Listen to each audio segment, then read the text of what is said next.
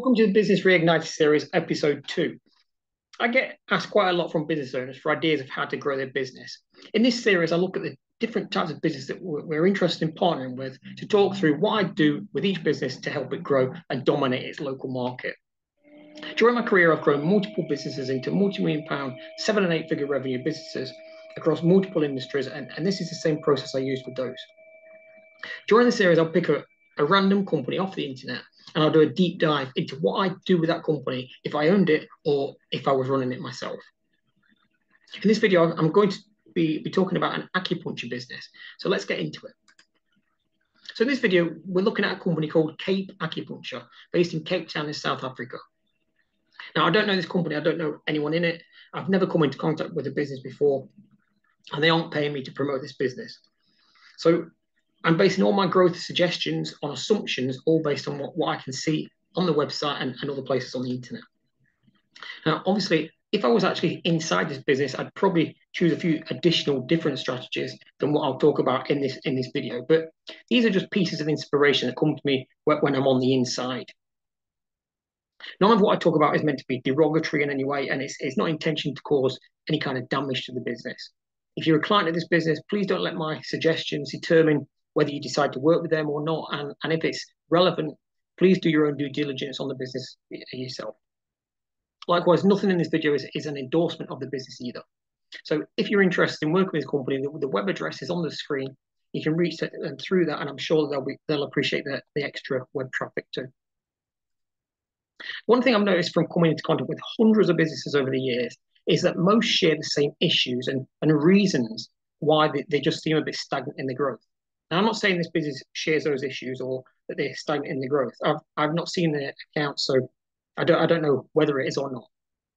But what I've found, when a business is stagnant or it's struggling to grow, it's because they just need what I call a bit of a reignition. Most of the time, it's not even a lot that needs doing with the business.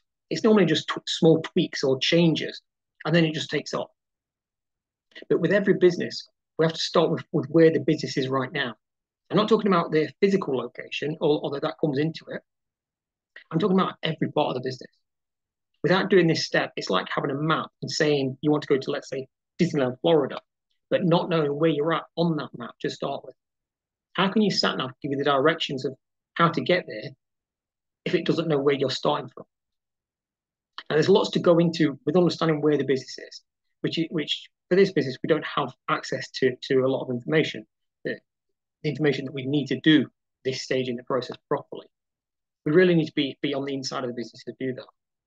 So we'll focus on what we know about them based on the information that we've got.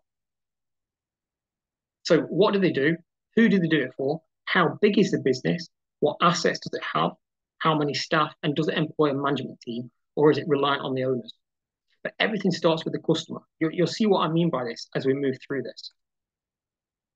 When they know who the business is working for, the type of client and the sector, we need to understand what that client is buying during that journey to solving their problem. It's not just about what the client buys from them. It's about everything that they buy from every other company. So we can see this business has listed a number of testimonials from happy customers, and they seem to be targeting women, although I don't think it actively says anywhere on the site. It's just from these testimonials that I get that impression, because they're all women's names. So we want to imagine how can we maximize what this group of clients spends with the business. So with this business, the products and services it provides are acupuncture, cupping, facials, massage, and reflexology. Now, if I were growing this business, I'd switch from offering standalone therapies like acupuncture, and I switch it to providing a solution to the customer rather than offering the process of acupuncture. So, for example, rather than offering acupuncture sessions, instead I'd create a program to help someone fix a certain issue with their health. Maybe that is allergies, maybe it's depression, but I do that as a package of treatment. So the customer is paying a fixed price to get their problem solved. Next, I'd add other complementary therapies such as aromatherapy, Reiki, and whatever other services that those customers might be buying somewhere else. And finally, I look at what products I could sell to those customers as well. I wouldn't do all of these at the same time. I'd bring in each one in over a time, probably taking 3, 6, 9 months on each one, launching it, testing it, then optimizing it with the end goal of operating it almost like a standalone business within its own with its own group of staff. Obviously, that doesn't happen overnight. It takes time. But I'd start with what I call test bed customers. These are customers that are happy to be like guinea pigs for the new offerings. And maybe they get the offering at a big discount, but what you use these customers for is to basically refine the product offering and iron out any delivery issues before you start to scale it over to the rest of your customers. After I know the process is working, I then dedicate someone to sell this new offering to the company's existing customers. And I'd run that as campaigns in the business to push the new offering out in bulk. And what this does is, by running a campaign, you know exactly how much capacity you have right now, and you want to try and sell that capacity as fast as possible. One thing I see over and over again, though, when a business creates a new product or service offering, they create something that their existing customers won't have a need for, or they aren't already buying. And this means they have to go and find a new set of customers to sell that new product to. I think it's caused because perhaps they look at what their competitors are doing. Maybe the competitor provides a service that their business doesn't. And so they automatically just create that product offering, but they don't have anyone to sell it to.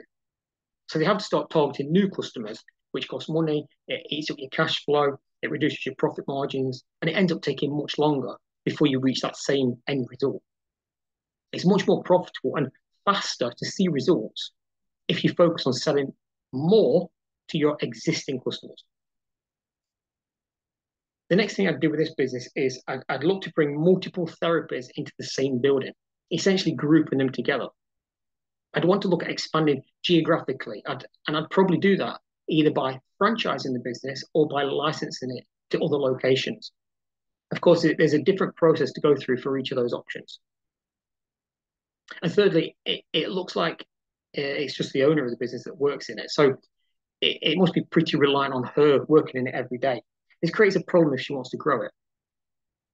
So to fix this issue, I'd look at creating the practice as a kind of school of acupuncture, where she would spend a few days a month training other people to provide those services.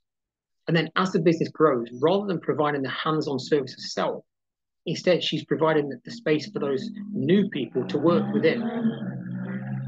She's providing them with customers, and through the franchising or licensing model, she's provided them with a new location.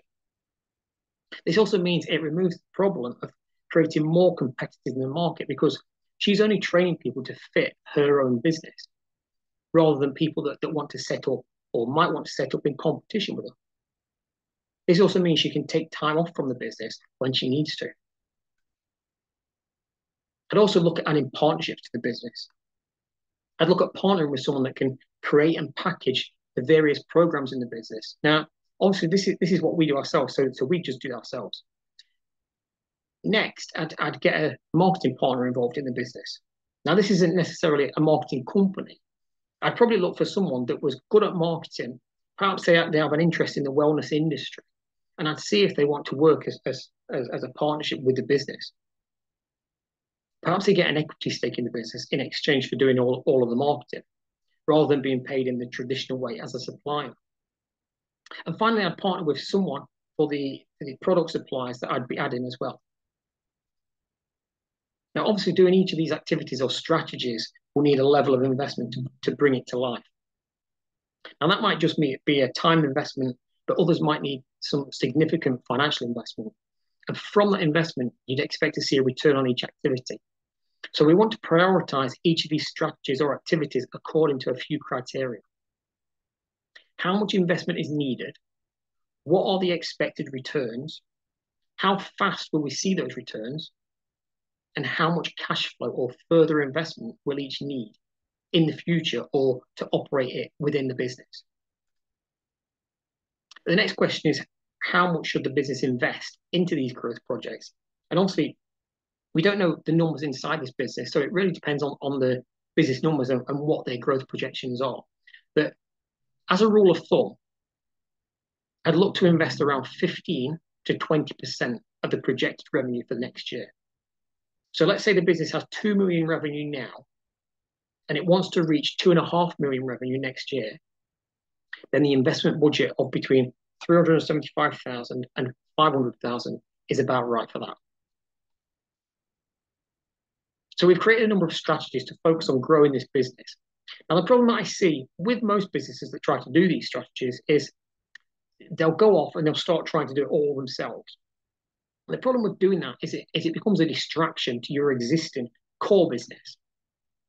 In the various businesses I've been involved with myself, doing this, it was me and maybe a small group of people that focused on doing this growth plan, while the rest of the business continues to be run by people that were dedicated to do that. You have to really think about these growth projects or these growth activities like you're creating a special task force. And that special task force is going to create that new thing or whatever that thing is. To give you an example, if you think about Apple, now Apple have shops and they have people looking after the manufacturing of those products. But they also have a completely separate group of people that focus solely on designing and creating new products. That team of people don't do anything else. They don't get involved in fixing people's faulty phones. They don't build iPads. They don't work in the shops selling things. They work on designing and creating new products. Some of those products won't even be available to buy for the next 5 years. So that's how every business should really think about it. Apple might be a big business now, but it was the same when they first got started. They always had one group of people that would be building the computers, but then they'd have a small group of people that was creating the next product. And this is what we do. We're like that special task force in a business. The final question is, how does this business go about doing these strategies? Now, we use a lot of different frameworks and tools that we've created over the last 30 years of doing this in our own businesses. A lot of these frameworks and tools are available through our websites or through courses, books, and videos that we've created. But the intention of doing these videos is to attract suitable partners to us, where if you're aligned with what we're doing and we want to go where we want to go ourselves, then we'll work with you and we'll do this process with you as a joint venture. So if that sounds interesting, the first place to go is our website. I'll leave a link in the description and you can reach us there. If you haven't seen my latest books, I'd highly recommend you read these, the Momentum Framework and my most recent book, Sustainable Community, where I go much deeper into using these different strategies. I'll leave a link in the description for those as well. That's it for this video. Thanks for watching. I hope you got some value from the video and I look forward to seeing you in the next one.